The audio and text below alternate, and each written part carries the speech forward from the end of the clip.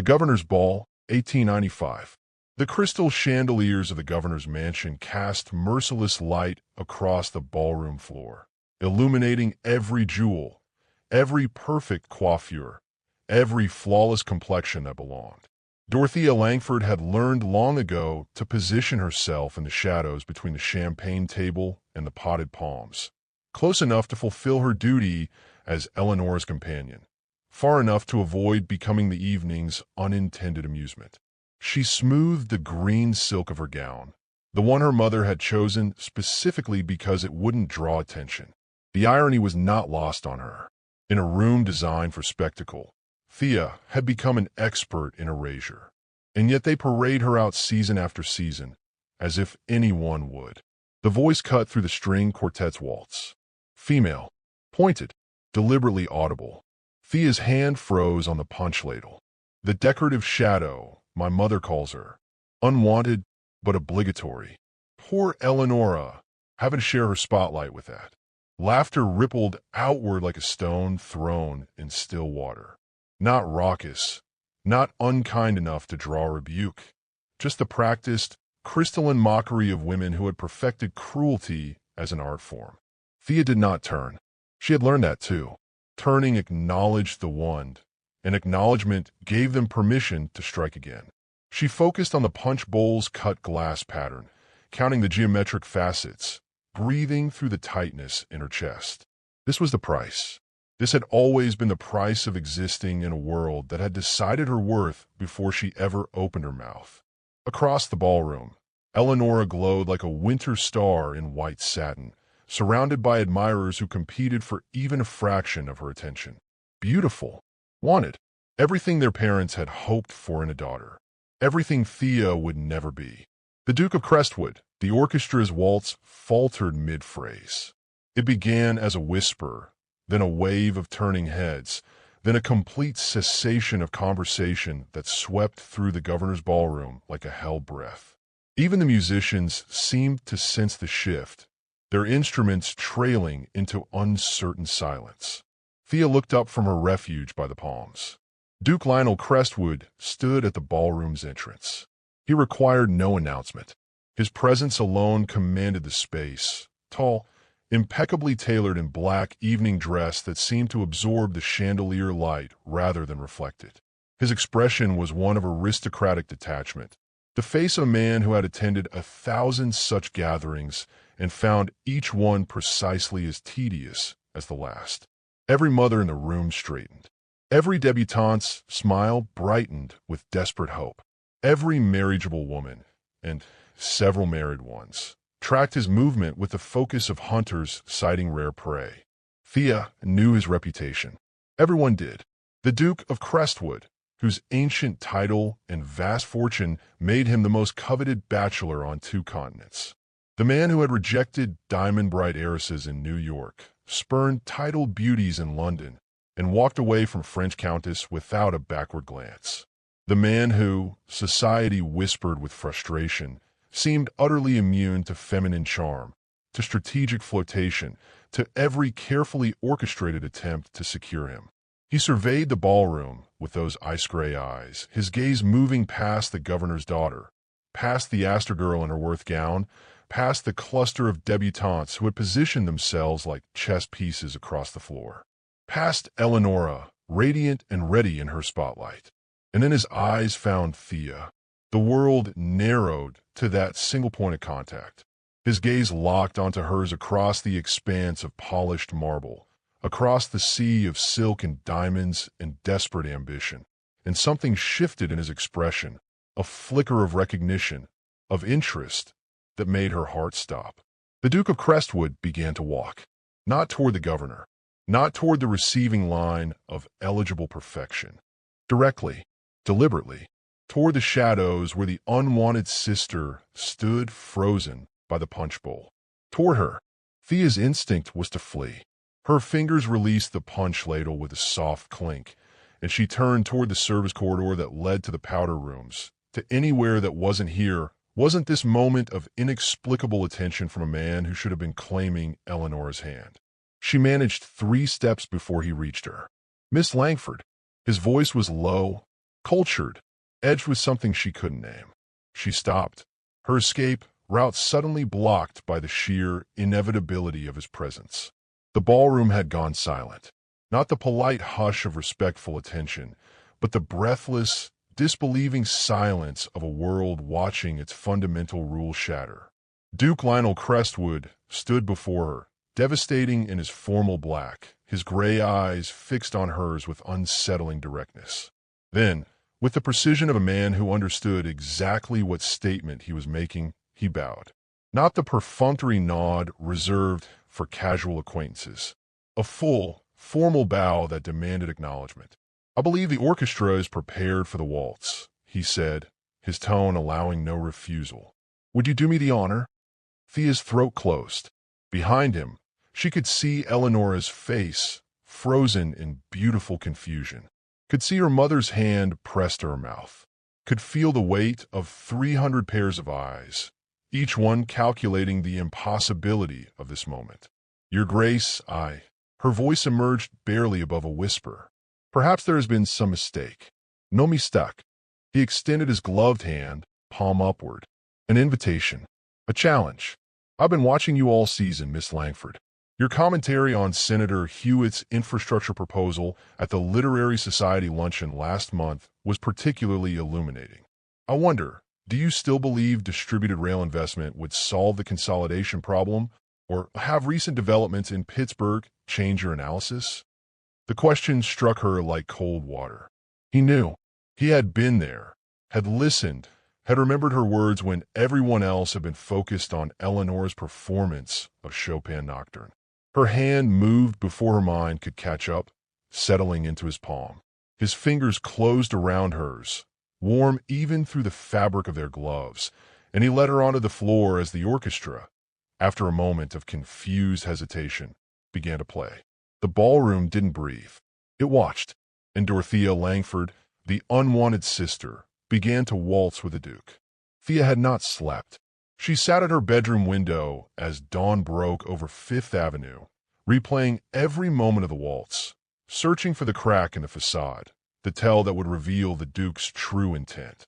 A wager, perhaps. A dare from his club friends. Some elaborate jest at her expense that she had been too stunned to perceive. It was the only explanation that made sense. The carriage ride home had been suffocating. Her mother's confused silence. Her father's careful neutrality. Eleonora's white-gloved hands twisted into knots of barely suppressed fury. No one had spoken of it. That, more than anything, told Thea how impossible the evening had been. The knock at the front door came at precisely 9 o'clock. Thea heard the commotion from upstairs, her mother's sharp intake of breath, the housemaid's flustered confusion, her father's heavy footsteps in the hall. She descended slowly, her morning dress suddenly feeling inadequate for whatever fresh humiliation awaited. The flowers dominated the entrance hall. Not roses, not the conventional white blooms suitable for young ladies. These were bird-of-paradise flowers, their orange and blue plumage exotic and shocking against the mahogany walls, arranged with branches of protea and king protea that looked like they'd been plucked from some distant, untamed continent. The card was crisp, expensive, written in a bold hand.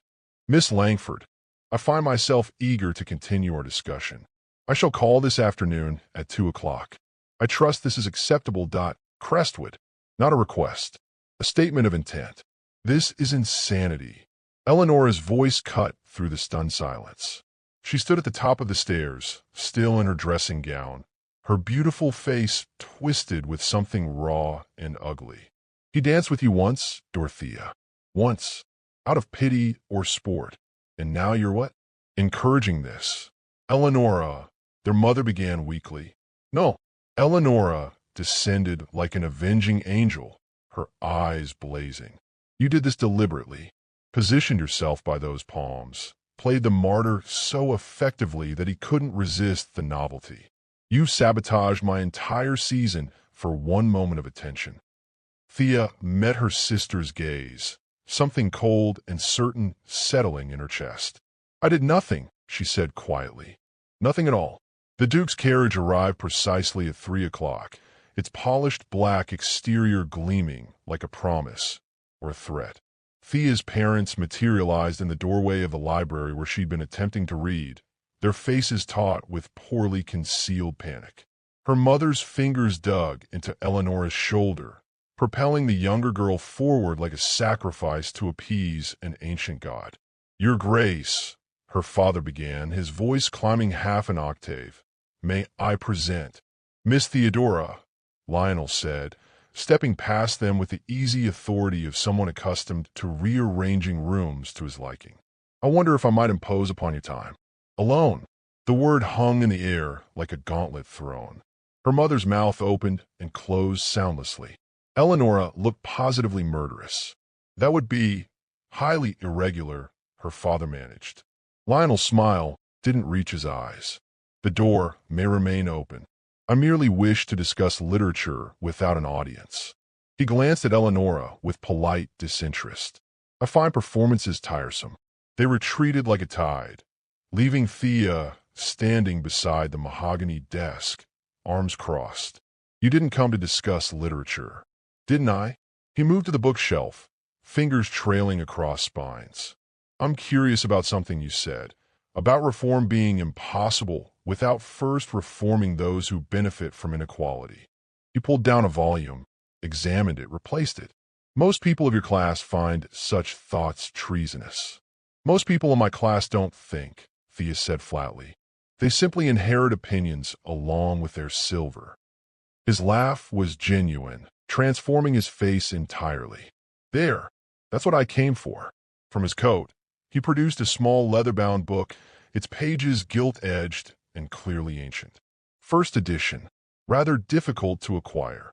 Thea took it carefully, opening to the frontispiece.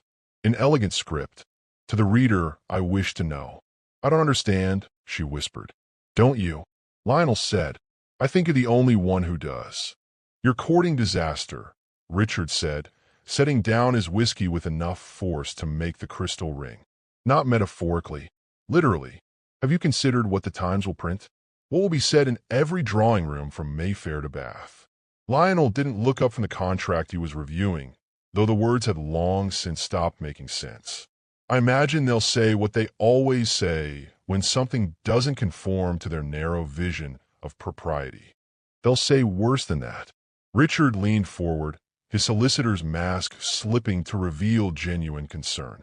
"Lionel, I've known you since Cambridge. I watched you inherit that title at 19 and shoulder responsibilities that would have crushed lesser men. But this," he gestured helplessly, "she's black. They won't accept it. They won't accept her. You'll be ostracized, and she'll be destroyed." "By whom?" Lionel set down his pen with deliberate care. "By people who measure worth in bloodlines and bank accounts, who married their daughters to the highest bidder and call it destiny." His voice hardened. "I've spent a decade being hunted like prey by every simpering debutante and her calculating mother. Do you know what they want? The title, the estate, the prestige of being called Your Grace at breakfast. And Miss Theodora wants none of those things." "Miss Theodora," Lionel said quietly, "wants to be left alone to read philosophy and argue about Mill's harm principle. She doesn't perform for me. She doesn't even particularly like me yet." He smiled faintly. "It's remarkably refreshing." Richard rubbed his temples. "The Ton will crucify you both." "The Ton," Lionel said, rising and pouring himself a drink at last, "is built on brittle vanity and inherited prejudice. If it crumbles because I chose substance over spectacle, then good riddance." He turned, meeting his friend's worried gaze steadily. "She is my deliberate choice, Richard. Not my rebellion, not my statement, my choice. And I'll be damned if I let a collection of titled bigots decide otherwise." The silence stretched between them like a challenge neither wanted to accept. The Dowager Countess of Pembroke had the face of a particularly vindictive bulldog and the social influence to match. She presided over Lady Harrington's afternoon tea like a queen dispensing judgment, her lorgnetto weapon of mass humiliation. Thea had been doing admirably well at being invisible, a skill honed over years of practice, when the Countess's gaze landed on her like a falling axe. "How exotic," the woman announced to the assembled ladies, her voice pitched to Carrie. "Tell me, Miss Ashford, do you find our English customs terribly confusing? I imagine they must be quite different from wherever your people originate." The room went silent. Teacups froze mid-sip. Even the servants seemed to stop breathing. Thea's fingers tightened on her saucer, but before she could formulate a response that wouldn't damn her entire family, Lionel's voice cut through the tension like a blade through silk. "Lady Pembroke," he didn't raise his voice. He didn't need to. "Miss Ashford's people originate from Hertfordshire, where her family has resided for 3 generations. Perhaps if you spent less time studying faces through that lorgnette and more time studying actual geography, you wouldn't embarrass yourself quite so spectacularly." The Countess's jowls quivered. You merely revealed the poverty of your education and the narrowness of your mind," Lionel continued, his tone glacial. "Miss Ashford has read more philosophy than most men in Parliament. She speaks 3 languages fluently. What exactly have you accomplished, madam, beyond inheriting prejudice along with your title?" Lady Harrington looked faint. Someone dropped a spoon. "I believe we're finished here," Lionel said, offering Thea his arm. She took it on instinct, her mind still reeling. They made it to the garden before she found her voice. "Why?" The word came out raw. "Why risk your reputation defending me?" Lionel turned to face her fully, his expression stripped of its usual sardonic armor. "I have searched for a woman of substance, not simply a jewel for my crown. You are that substance, Dorothea, and I will not tolerate your dismissal." He paused. "By anyone, including yourself." The excursion was not to a crowded park or a fashionable tea house, but to the sprawling private archive of the Crestwood family estate, a vast, hushed library of priceless volumes and forgotten manuscripts. Duke Lionel Crestwood led Thea not to the gilded presentation shelves, but to a section dedicated to early American natural history, where dusty journals lay waiting. "I suspect these may hold more genuine interest for you than the latest London fashions," he murmured, a gesture that was both deeply personal and intensely private. Seated across a dark, polished mahogany table, away from the prying eyes of society, they talked for the first time without the shield of formality. Thea confessed the quiet shame of her social existence, the burden of being different in a society that valued conformity above all. Lionel listened, not with pity, but with a searing focus. "You think your identity is a burden, Dorothea, because they have taught you to. I know something of burdens. Mine is draped in velvet and gold, but it is a cage nonetheless." He explained his own weary cynicism, having endured a lifetime of fortune hunters and sycophants. It was the quality the ton rejected in her unbowed strength, the refusal to perform the simpering games of her peers, that he found utterly compelling. His gaze was steady, piercing through her lingering doubt. "They see only the unwanted sister. I see the woman who survives their cruelty with her integrity intact. That is not weakness. That is formidable strength, and I love it." He reached across the table, not to touch her, but to slide a leather-bound book gently toward her. "I'm done with games, Thea. I am asking you to be more than a companion to a duke. I am asking you to be a partner for a lifetime." He confirmed, his voice low and solemn. "I will be speaking to your parents before the week is out to request your hand. This is not a caprice. This is my most serious and most honorable intent." The courtship, now a fierce whisper throughout the Gilded Age society, reached its flashpoint at the Vanderbilt Spring Gala. Thea arrived on the arm of her father, feeling a new, quiet confidence, a shield forged by Lionel's unwavering regard. She looked past the averted gazes and pitying smiles, concentrating only on the small, determined smile in her reflection. However, the veneer of civility shattered quickly.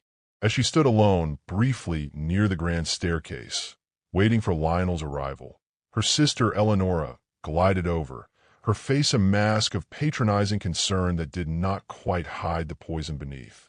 "Darling Thea," I must confess, I did try to quash the rumor, Eleonora murmured, loud enough for a small circle of socialite matrons to hear. It's about your sudden interest in the family accounts. People are suggesting you are marrying Lionel for his estate's debt relief, not his affection. They say your devotion to your books is merely a cover for your calculations. The air immediately froze, punctuated by sharp, inhaled gasps. The malice was clear, a desperate attempt to frame Thea's intellect as financial greed and to confirm the societal bias that a woman like her must be motivated by base needs. The old Thea would have crumbled, fled, or offered a flustered denial. But the woman who had sat in Lionel's archive stood her ground. She turned directly to the eavesdropping matrons, her voice clear and cutting through the silence.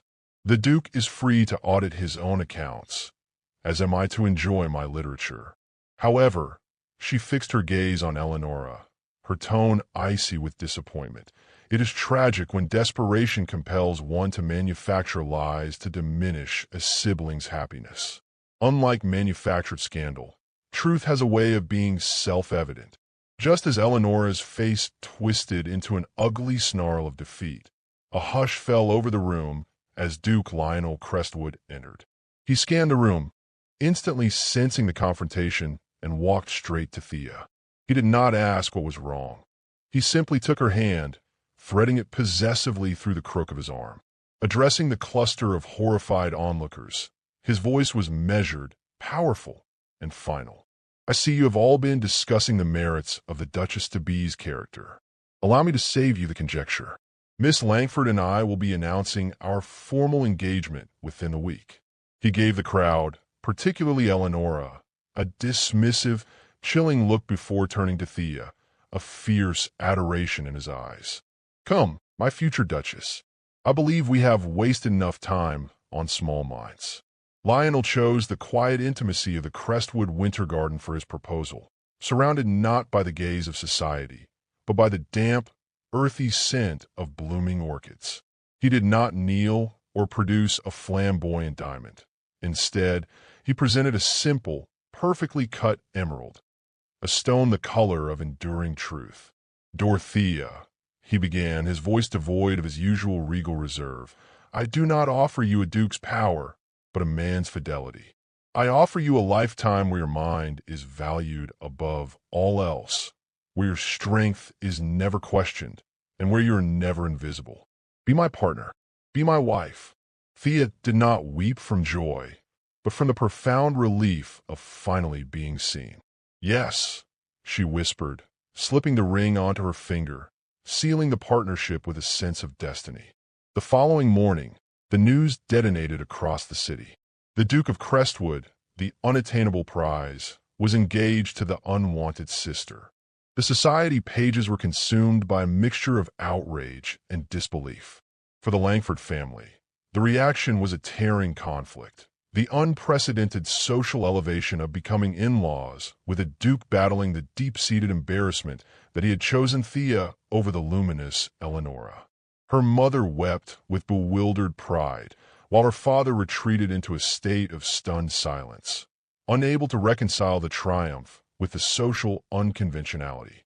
The final, necessary confrontation occurred in the family sitting room, where Eleonora sat stiffly, waiting. Her voice was a low, cutting plea for pity. It should have been me, Thea. Everyone knows it. I am the one meant for that life.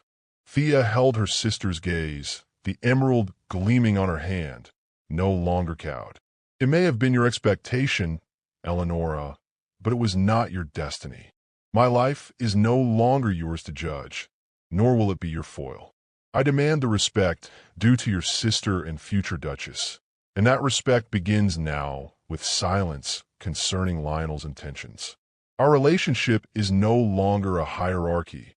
It is a boundary. Thea's words were a quiet, powerful assertion of her new self-worth, a final, definitive victory over years of being secondary.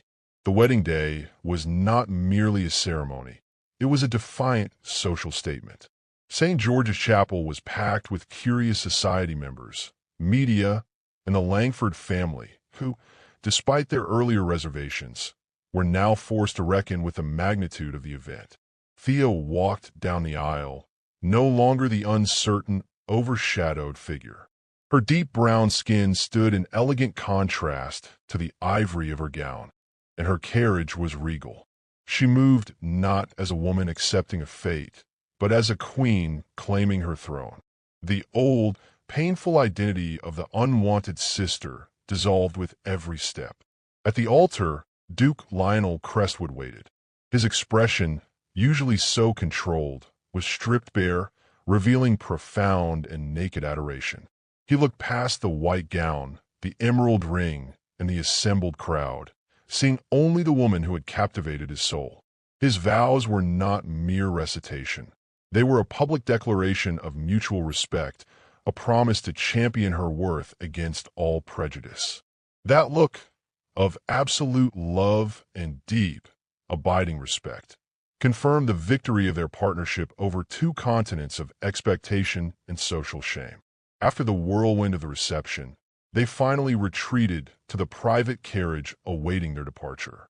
As the horses pulled away from the cheering crowds, Thea leaned back, feeling the tension of 2 decades finally ease from her shoulders.